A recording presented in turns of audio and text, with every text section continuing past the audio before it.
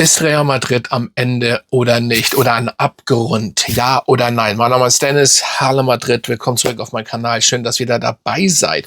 Und guckt auch gerne meine langen Videos hier. Diese Videos ruhig mal gerne länger oder beziehungsweise überhaupt, weil meine Short-Videos laufen sehr gut. Das freut mich sehr. Aber der Kanal muss natürlich größer werden.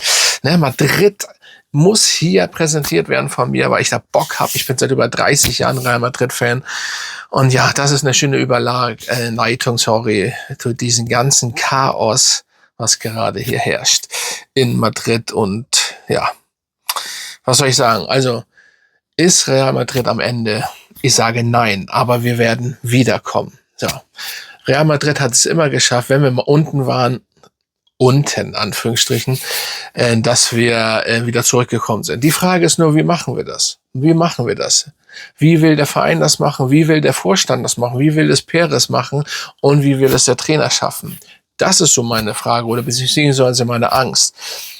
Die Spieler haben nicht wirklich gezeigt, jetzt im Pokalspiel, wo wir ausgeschieden sind, gegen einen Zweitligisten, der auf Platz 17 ist.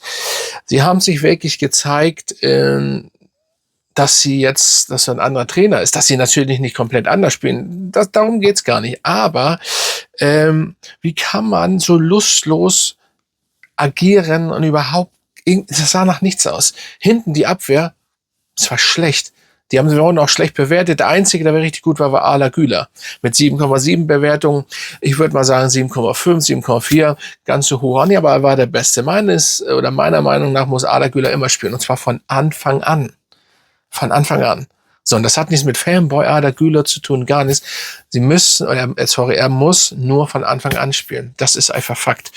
Und es ist zu sehen, dass wir ohne MAP gar nicht können aktuell. Weil Vini ist keine Verstärkung. Vini hat ein schönes Tor gegen Barcelona gemacht. Gerade gegen Barca. Geil.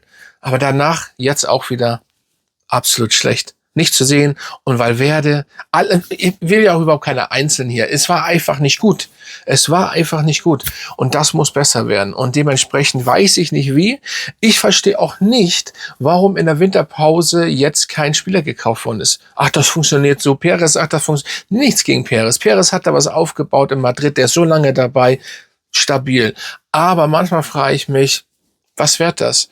Und man kann auch nicht, klar, der Leidtragende ist immer der Trainer und der muss auch als erstes gehen. Das ist traurig genug, das ist so. Aber ich verstehe nicht, warum gar nichts gemacht wird.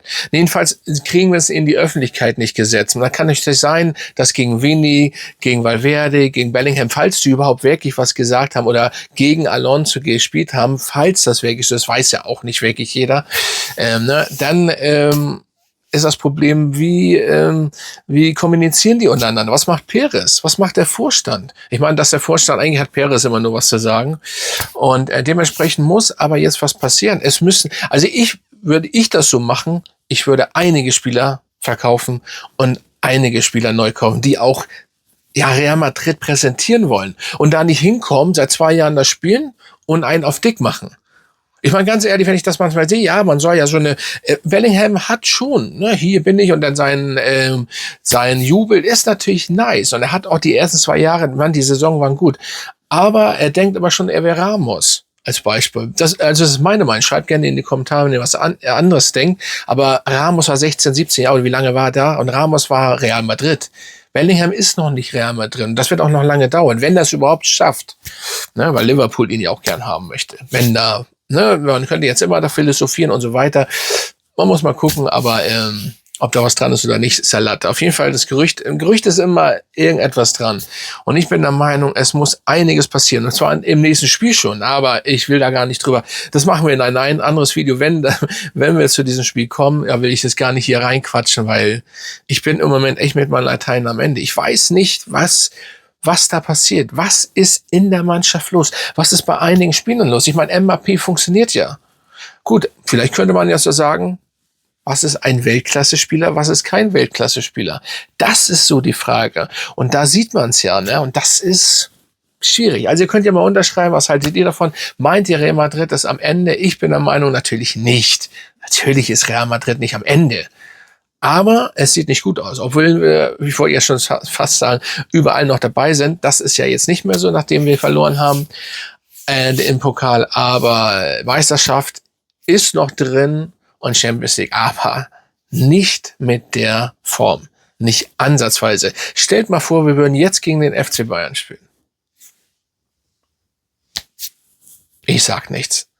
Ich bin raus, Freunde. Grüße gehen raus und bis zum nächsten Mal.